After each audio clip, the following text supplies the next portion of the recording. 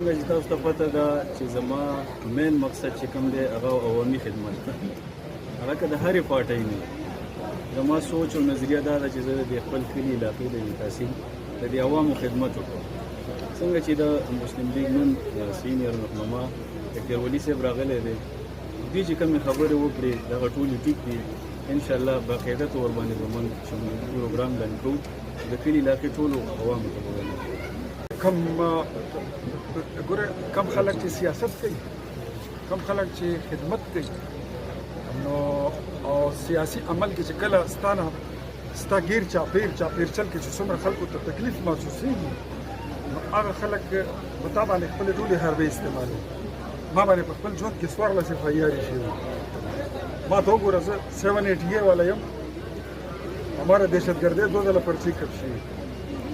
موږ داسې ریاستي تشدد نه وتي یو، رکونه رانه خلک نیستي، ګوتې رانه ماتې کړي. پولیټیکل FIR چې کوم دی دیٹ مینز نتھنګ. هغه په چا باندې یو ظلم وشي، زما خیال د پاکستان ونې معاشره کې یو کالی دی، یو دغه دی، خپل ملګرو سره بنده د پوره ودرېږي. دا لپاره PTI والا وزیر اعلی دا دغه کوي چیرې موږ خو د امریکې د ډګرې خلک وو، دونه پیسې د صوبه کې اوسه پورې د بونیر سیلاب والا کوم چې متاثر دي هغه هم داسې پراته دي، ثوابې هم دغه حال دي، رسوات هم دغه حال دي. نو دې باره کې تاسو ګورئ جي، دا ډېر اسان کار دی چې په پنجاب حکومت باندې تنقید وکړي او په دې باندې خپل رزق حلال کړي او په دې حلالېږي نه. زه خپله بونیر ته لاړ یم او په بونیر کې یوې کمرې عمره غټ غټ کاڼي پراته دي، په هغې باندې خلک ناست دي، ژړا کوي.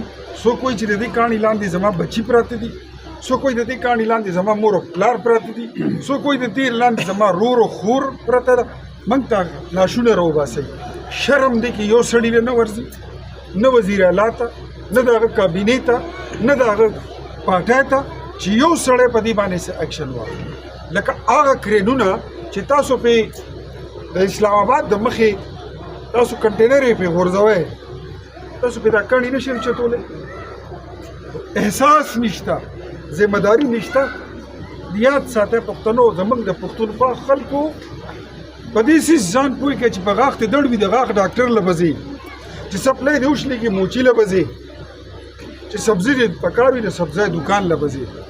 که ستا په غاښ باندې دړ وي او ته د هډوکو ډاکټر ته ځې، ته به ښه کېږې نه.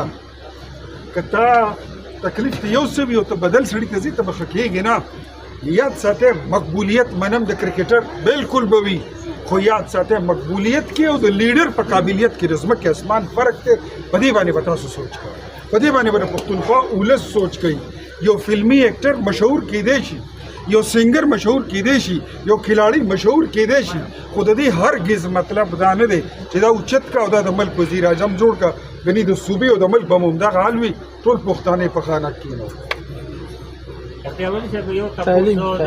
تعلیمي تاسو سکول یادوئ، ما خو درته ووایي کالجونه لګیا دي پرایویټایز کېږي. په دې صوبه کې 34 یونیورسټیانو کې 18 یونیورسټیانې بندېږي، په 24 یونیورسټیانو کې وایس چانسلر نشته. د پېښور یونیورسټۍ د دیوالیاپن اعلان سرکاري طور شوی دی.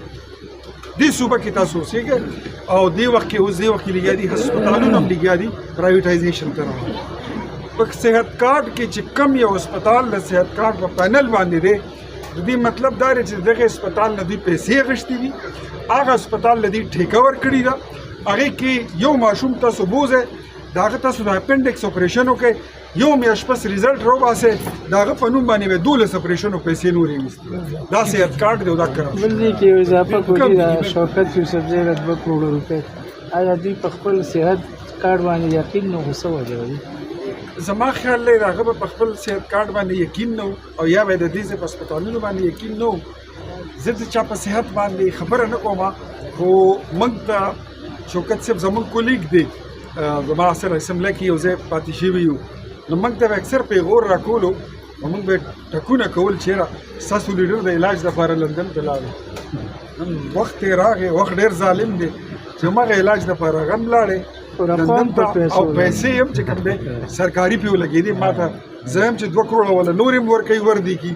تحریک انصاف کیسے میں لوٹ مار دیا، اس خبر نہ تھا خو د چا په بیماری پورې خندل چې څوک کوي ای سره همدقسې کېږي د چا په مړي پورې چې څوک خاندي ای کره مړي مکسې راځي اختیارولي صاحب یو تپوس وکړم او هغه دا چې موږ هم په دې صورت کې اوسو، تاسو هم په دې صورت کې ژوند تېروئ. کومې خبرې چې تاسو د صحت په حواله او د تعلیم په حواله